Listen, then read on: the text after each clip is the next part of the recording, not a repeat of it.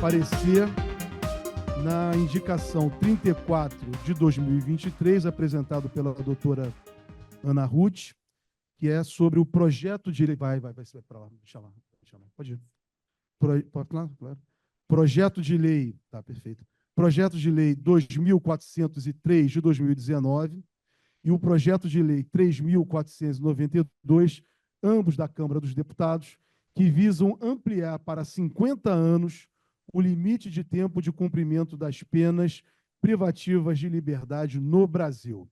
Relatores, doutor Sérgio Duarte e a doutora Roberta Duboc Pedrinha, respectivamente das comissões de Direito Penal e Criminologia. A doutora Roberta está aqui conosco no plenário virtual, vou dar preferência a ela, e, inclusive, ela vai falar sentada, pediu licença para falar sentada, uma previsão regimental, em casos excepcionais, diante de uma situação que ela está para ficar em pé, que ela está com um problema no menisco. Então, doutora Roberta, a palavra é sua. Isso. Doutor Sérgio Duarte está na sala? Está virtual. Então tá. Então vamos começar com a doutora Roberta. 10 minutos para a sua exposição, Roberta. Tá?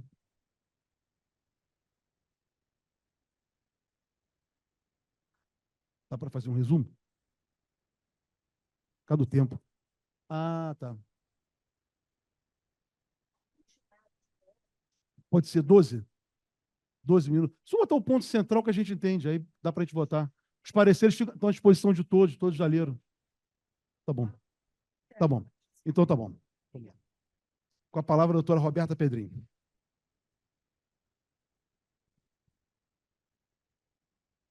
Alô? Boa noite. Eu gostaria de dizer, né, que eu estou aqui muito honrada de estar hoje aqui nessa tribuna e queria cumprimentar aqui na pessoa do nosso presidente em exercício, Jorge Folena, todos aqui presentes, e também na presença da nossa Edmê Ribeiro, nossa diretora de diversidade aqui, dizer que é uma grande alegria. E aqui na tribuna eu vejo também meu querido amigo João Carlos Castelar, a quem saúdo também, e os presidentes de comissões, né, das comissões a qual me perfilho, né, a Comissão de Criminologia, a ilustríssima Márcia Diniz, e da Comissão de Direito Penal, o ilustríssimo Márcio Barandier, porque esse parecer aqui foi redigido conjuntamente, né, ele remete tanto à Comissão de Direito Penal quanto à Comissão de Criminologia. Então, eu gostaria de lembrar que se trata aqui dessa indicação, né, da nossa eminente Ana Ruth, mas aqui nós estamos retratando um aglutinado de PLs que contemplam aí Bia Kicis, Carla Zambelli, Eduardo Bolsonaro, né, que trouxeram um pacote para alterar muitos artigos do Código Penal e muitos diplomas penais. Né? Então, nós temos desde a Lei de Crimes Hediondos, Código Penal, Lei de Execução Penal e vários artigos. Então, uma série de gravames aí de majoração de penas, né? Então, o nosso parecer é um parecer robusto, né? Com quase 60 páginas, que foi assim tratado. Primeiro, propõe aumento de pena máxima e mínima de uma série de tipos penais, desde o homicídio simples, contemplando também, né, extorsão mediante sequestro, extorsão qualificada, latrocínio, estupro, uma gama de crimes. Aumenta também a rigidez no cumprimento da pena, né? Então, aqui, o início em regime fechado é uma das propostas que nós temos nesse aglutinado de PLs. Também a questão, e uma das que mais nos preocupa, né, da ampliação do tempo de cumprimento de pena, o tempo máximo, o artigo 75 do Código Penal, né, porque esse já sofreu alteração recente. Então, em primeiro lugar, nós queríamos aqui trazer a questão da ausência de tecnicidade, né, no que tange a esse PL, né, a racionalidade também não há, né, há um embasamento, na verdade, pseudocientífico, porque não há nenhum estudo empírico, não é, que conduza à demonstração de que a redução, não é, da criminalidade se dá com aumento penal, né, o aumento de cumprimento de pena de prisão. Em segundo lugar, queria lembrar, né, que desde o Código Penal Republicano de 1890, de Batista Pereira, a nossa legislação estabeleceu um marco máximo de pena privativa de liberdade e o frisou em 30 anos. E, mais recentemente, nós tivemos, então, não é, aquele pacote anticrime, que culminou em muitos estudos aqui, que resultou na lei dita anticrime, entre aspas, em que nós tivemos um aumento, não é, da pena máxima de 30 para 40 anos. Isso já gerou um grande debate no Congresso Nacional, de maneira que essa matéria já deveria estar precluída. Isso foi em 2019, no mesmo ano em que vieram esses novos PLs aí, né? E eu ressaltei aqui apenas, né, alguns deles, trazendo essa possibilidade de elevar novamente para 50 anos. Então, gostaria de dizer que nós nem sequer ainda sentimos os efeitos, né, e os impactos da elevação, né, em 10 anos do prazo do lapso temporal, como também, né, os custos disso para o erário público. Thomas Hobbes já nos dizia, né, que a forma mais cara de tornar as pessoas piores é a prisão. E aqui nós estamos, então, propondo uma pena de até 50 anos.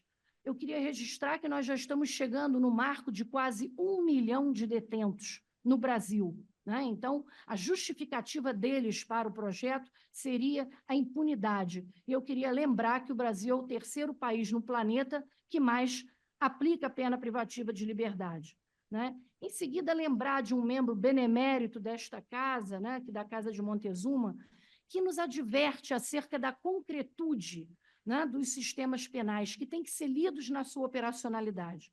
E quando nós pensamos aqui na nossa margem, na nossa latinidade, não, o que é o cárcere no Brasil?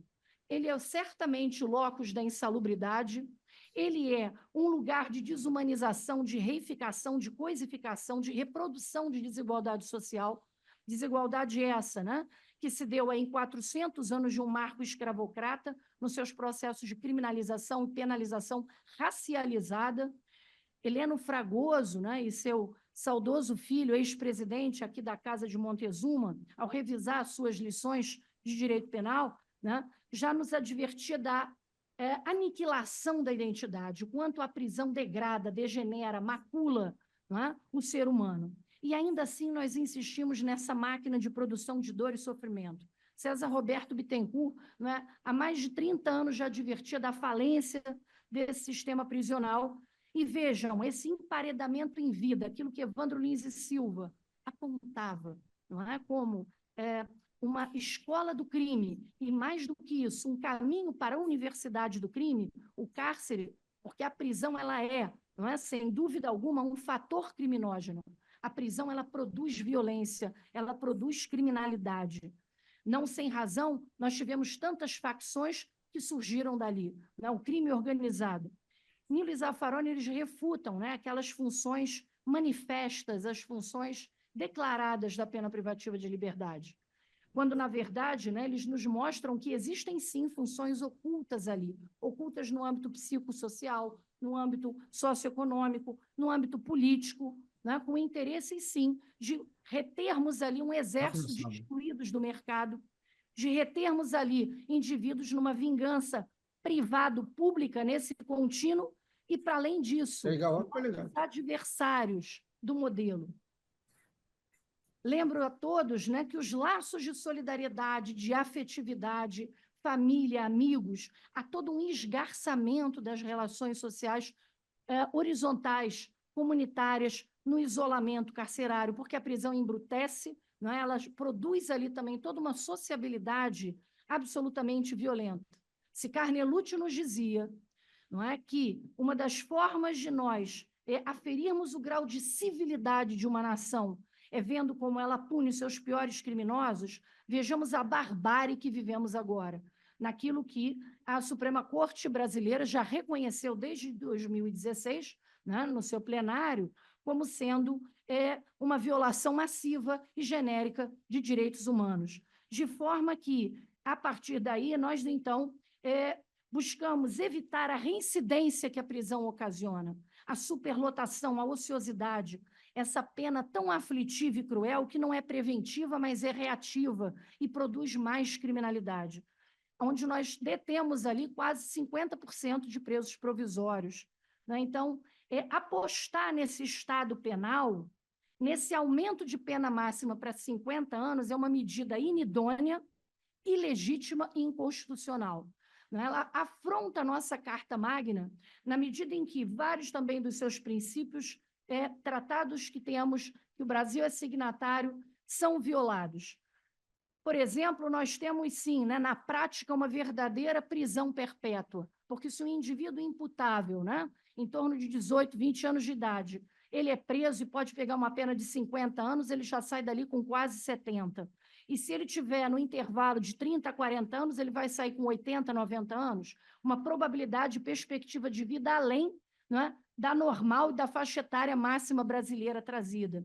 Então, nós estamos aqui tratando de uma alteração, estamos transmudando a natureza da pena em pena perpétua. E o Brasil não admite a prisão perpétua, Então, nós temos aí a proteção disso, o artigo 5º da nossa Constituição, inciso 47, é muito claro nesse sentido. E há toda uma preocupação porque temos em torno de 30% a 40% dos presos exatamente nessa faixa, isso se traduziria em prisão perpétua. Além disso, veda o princípio, nós temos uma nítida ofensa ao princípio de vedação aí, ou proibição do retrocesso. Porque desde 1890 a pena máxima é de 30 anos. O Congresso acabou de debater em 2019, chegamos a 40. Como é que agora, no máximo retrocesso, iríamos para 50 anos? Então, haveria essa violação da vedação do retrocesso. E, além disso, a contrariedade também à Resolução 45/110 de 1990 da ONU, que é muito claro, e o Brasil afirmou seu compromisso no sentido de reduzir o aumento, a majoração penal, no esforço de diminuir os processos de criminalização e penalização, especialmente pelo cárcere, de maneira que nós, assim, violaríamos também frontalmente o princípio da proporcionalidade das penas, da individualização e da dignidade da pessoa humana. Então, esse mínimo ético, o princípio da humanidade, estaria sendo confrontado. De forma que tal proposta, sem dúvida alguma, enlutaria a história jurídica brasileira. Então, nesse sentido, nós somos absolutamente contrários a isso. Eu agradeço de antemão aqui a atenção de todos e passo a palavra, então, para finalizar, o digníssimo consórcio, renomado professor da PUC, o advogado criminalista Sérgio Duarte, que comigo elaborou esse parecer. Obrigado, doutora Roberta. Olha, quero dizer o seguinte, parabenizá-la. 10 minutos. Em 10 minutos, ela fez a sustentação que ela falou, não, eu quero 20, 15. Não, foi perfeito. Muito bom, muito bom. Muito bom. Agora vamos ouvir o doutor Sérgio. Doutor Sérgio, no prazo regimental também, vamos ouvi-lo. Tá? A palavra é sua. Boa noite. Eu não sei se os senhores estão me ouvindo. Estão me ouvindo? Estão ouvindo bem, sim. Okay. Pode falar. Muito bom som. Eminente senhor presidente, ilustres consórcios, ilustres consórcias, meu querido presidente da Comissão de Direito Penal, doutor Márcio Barandier, minha querida presidente da comissão, presidenta da Comissão de Criminologia, doutora Márcia Diniz, minha coparecerista, minha querida colega professora, doutora Roberta do Bock Pedrinho. Eu não tenho muito mais a acrescentar, além da excelente sustentação da professora Roberta.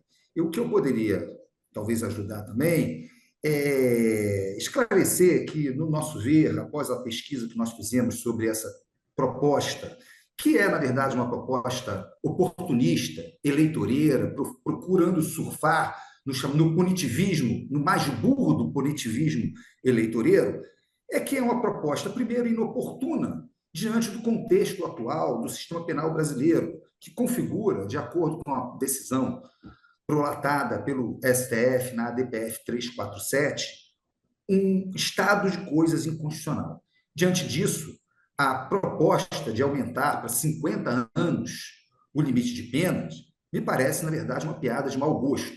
Vamos lembrar que a principal função da pena estabelecida na nossa lei de execuções penais é a ressocialização. E numa situação como essa, uma prisão perpétua, um preso sem nenhuma perspectiva de progressão de regime, de voltar à vida livre, na verdade, não existe nenhuma forma de ressocialização.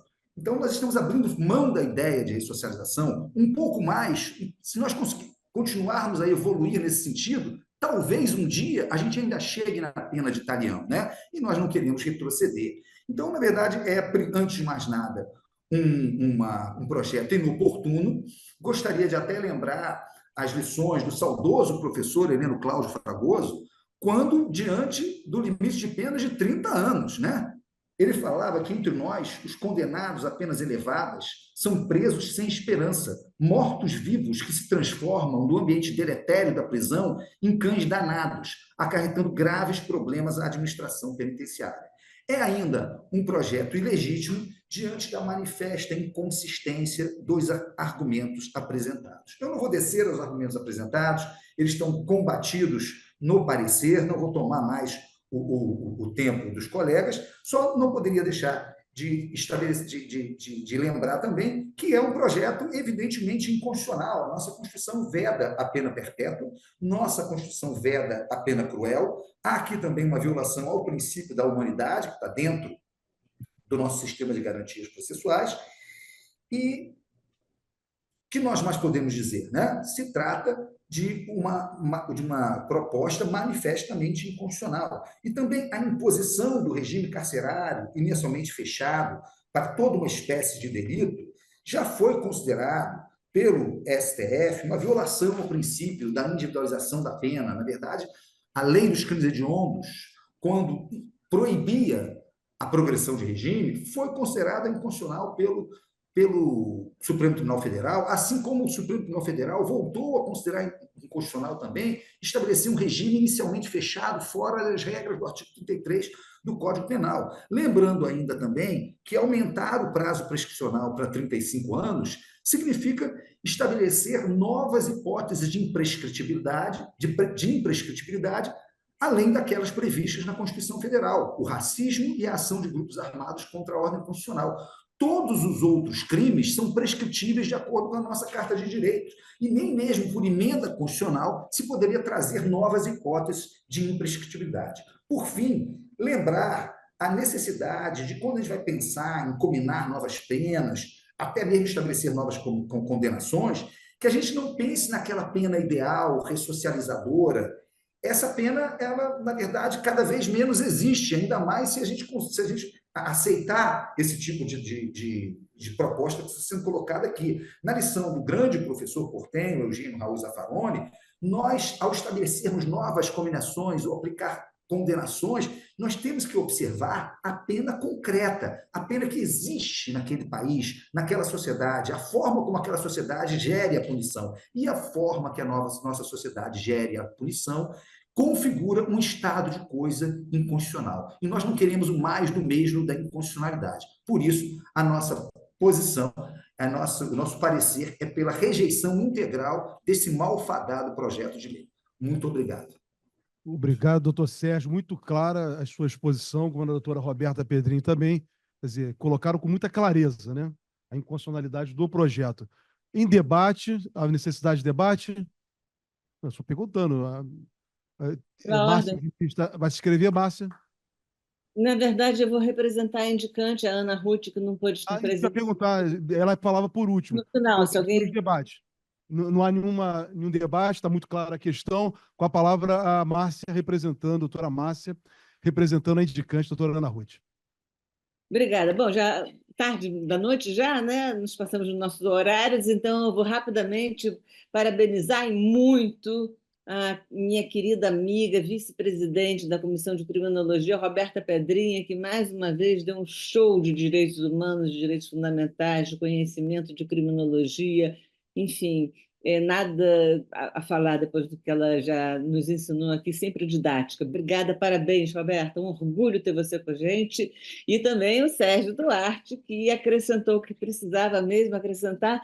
E eu só digo mais uma coisa, quer dizer, não é o nosso primeiro parecer a respeito de propostas de aumento de pena, a gente combate um, vem outro, ou de aumento de pena, diminuição da responsabilidade, da idade da responsabilidade penal, enfim, toda hora vem um projeto desse, francamente, né, absurdamente violador dos direitos fundamentais, e a gente tem sempre que ter muita atenção, porque para não deixar isso sem debate, a gente tem que marcar a posição do Instituto dos Advogados Brasileiros como um defensor da democracia, que é o que reza o nosso artigo 2º, inciso 1º, nós temos que defender os direitos, os preceitos do Estado Democrático de Direito, e foi isso que a Roberta e o Sérgio fizeram hoje. Muito orgulho de ter vocês na Comissão de Obrigado, doutora Márcia. Criminologia e também o Sérgio na Comissão de Penal. Obrigada. Obrigado, doutora Márcia, muito obrigado. Vou encaminhar a votação pela... Não tem divergência, pela aclamação. Né? Se tiver, então, pela aclamação. Aprovados os pareceres por aclamação.